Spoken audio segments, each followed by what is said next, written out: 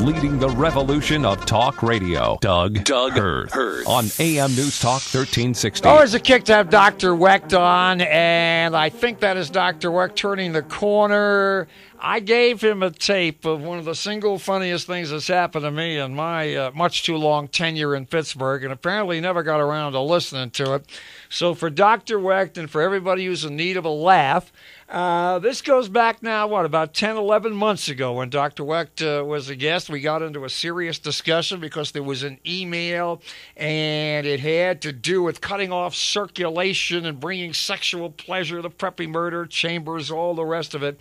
And it was serious all along, and then the next thing I know, it got funny. Let's hear it. How does a pathologist tell the difference between a suicide by hanging or someone who just accidentally died from autoerotic asphyxiation? I assume that autoerotic asphyxiation looks a hell of a lot different than a suicide by hanging.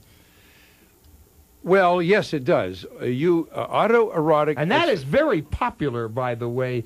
Very coming on now. The kids, the teenagers. Yeah, the kids are getting into this. And one of the most disgusting things I read was this moron, Marilyn Manson's wife, did a whole column on the wonders of this as something that, a column? Or she writes well, she gave an interview about how she and he practice this and how wonderful and marvelous it is. And I thought, that's all we need. It's just some idiot 16 or 17-year-old to read this crap. Marilyn Manson, as god-awful as he is very, very popular. Yeah. But that was the preppy killing business, or allegedly the preppy killing business. Right? Yeah, you mean in Central Park. Yeah, Chambers. I was a consultant. I know you were. Yeah, I know. I should write about that one, too, in a book someday. Listen, Doug, here's the story. It has been known for a long time, not from a scientific perspective, with a grasp of neurophysiology, that a deprivation of oxygen, a diminution of oxygen, producing a state of relative cerebral hypoxia, some lightheadedness, can enhance the sexual experience. Mm-hmm. Some cultures, we are told historically, actually practices practices during the sex act, heterosexual sex, to clutch each other's throats in order to diminish the blood flow through the carotid arteries, and in that lightheadedness stimulate the eroticism of the orgasm. Wow. Okay, so that's been known for a long time. And, these things, who knows how they get it? It's like a dirty joke. Who first came up with it? I don't know. But it's been out there for a long time. And those of us in forensic pathology come to see these cases, not frequently. They are 99.9% males. It's rare for a female. That's interesting. Wait. You say 99.9% of the males practice it? Yeah, males do it. As the giver, as opposed to the receiver. No, Now I'm talking about unilateral acts. I'm sorry, I jumped now. Forget heterosexual activities between two people. Now I'm into autoerotic asphyxiation. Now we're talking about one person. You dying. That's what this questioner is asking about. How do I differentiate? Wait, hold on a second. Now, I want to keep this medical, okay? Yeah. In other words, the Chambers thing was theoretically mutual.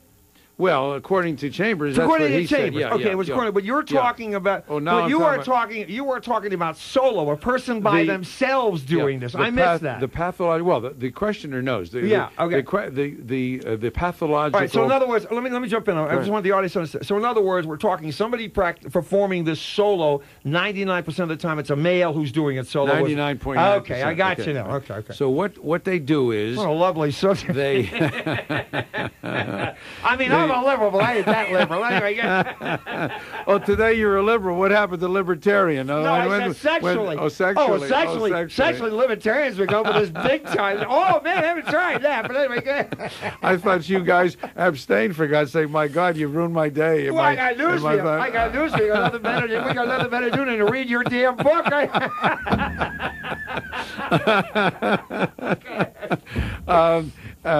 Okay, I was going to make a comment, but I won't because you'll cut it off the air. All right, listen. You're such a hypocrite. Listen,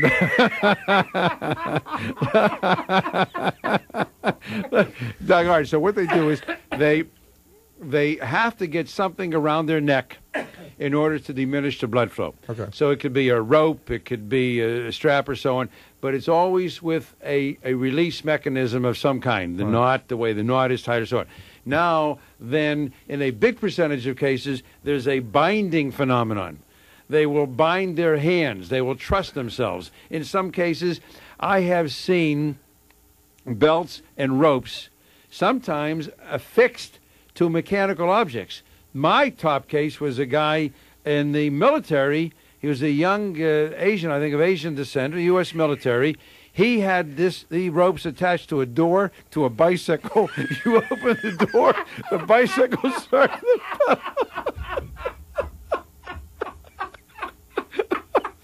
This guy had this plan. I haven't had this since Long John Neville.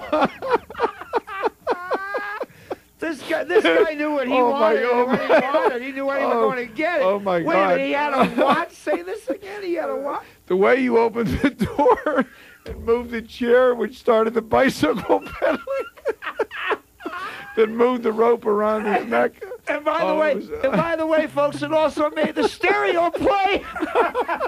And turned on the TV. Oh my God. That wasn't local, was it? No. I was going to say Pittsburgh is too provincial for something like that. It would never happen in Pittsburgh. No, they're much too provincial. There's an advantage to living in Pittsburgh. We may not have any hockey, folks. We don't have any hockey. We also don't have any of this crap. Anyway.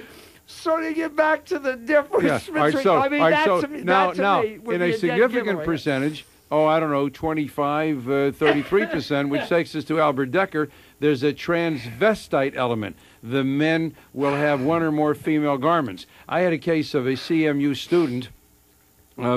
He had, in fact, just visited, had a visit from his attractive young girlfriend and so on, and she left. And he had on some quite expensive feminine garb.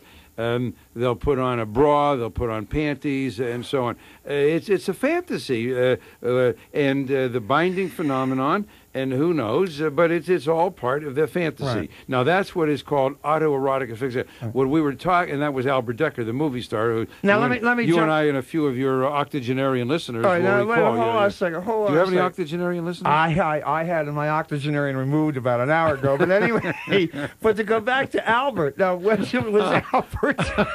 For those who don't know, Albert died, and if memory serves me correctly, he was dressed in women's attire. He had garters and panties and all the rest of it. Classical. And I believe he also had obscenities written on him in lipstick, if I recall this correctly. But that was considered accidental? His was considered accidental. Okay. Right. Albert Decker, by the way, just one of the Albert Decker was a character actor. He was also one of the Wild Bunch. But he was a dynamite actor. But the funniest part, he was a conservative Republican. Yeah. Oh well.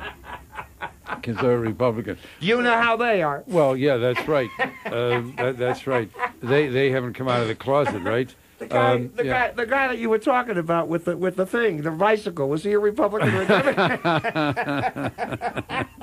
You know what? There's a paper I'll have to do to go back and check the political affiliations of the people who have died as a result of autoerotic asphyxiation. Now, what we talked about earlier, what's going on with the teenagers today. You see, Doug, you and I were born too soon. Somehow they've learned this, and from what I have read, I've not had yet here in our county, thank God, such a death. It's going to happen. Well, again, I go back to this interview with the wife of Marilyn Manson talking about this. This is something that is this was talked about in one of the... That is, oh, God, that is funny if I do say so myself. Dr. Wecht and Mr. Hoerth, the Martin and Lewis of Western Pennsylvania. Which one is Dean and which one is Jerry? AM News Talk 1360.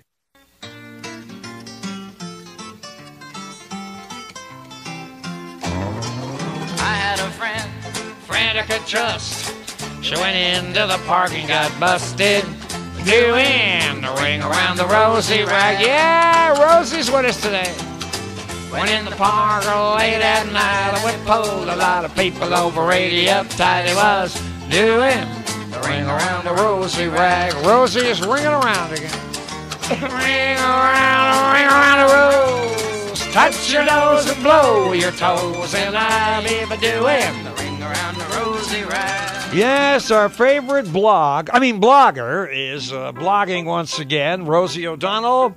It's titled 1 Week More. Today, our guest vocalist, let's welcome from Boulder, Colorado, ladies and gentlemen, the one and only John Marquardt. John, let's hear it.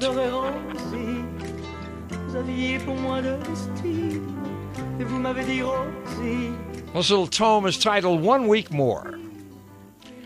Can we not paint numbers on runways, huge ones? I met with standards and practices today. They told me all the stuff I know, still made me panic a little. I only cursed once in 6 years of live TV. Rosie, to me, you are a curse. All this useless bleep stuck in my head to Lucy Arnaz, I believe. Oops. John Benet, wax on, wax off. What in heaven's name is that? Creepy all around, doubt returns. Tonight in the bath. What that has to do with Rosie, I don't know. I asked Vivi. Which one is Vivi? Is that her kid or her dog? Anyway. It has to be one of the kids. One of the kids. I asked Vivi who she was going to marry. She paused and said, someone who loves me. 1 week left. Self-imposed exile. Back I go. Ready or not. Here comes Ernesto. Panic returns inside. Oh, please no. Rosie qui n'est plus Rosie, fille de joie. Yeah, she's going to shove that return to the View down your throat, absolutely, positively. Speaking of the View, Meredith Vera, whatever that woman's name is, supposedly said that the View had become a joke. She goes on to say it was taken out of context. She called Babs, meaning Walters, because she was upset. She was upset too. And I guess Time Magazine did give a mea culpa regarding her joke quote. So apparently it was taken out of context. Hence, Meredith Beer was right to do what she did. But one way or the other, right? You don't want to get on the wrong side of Barbara Walters. The only other one that you don't want to get on the wrong side of is Oprah Winfrey. Oprah and Barbara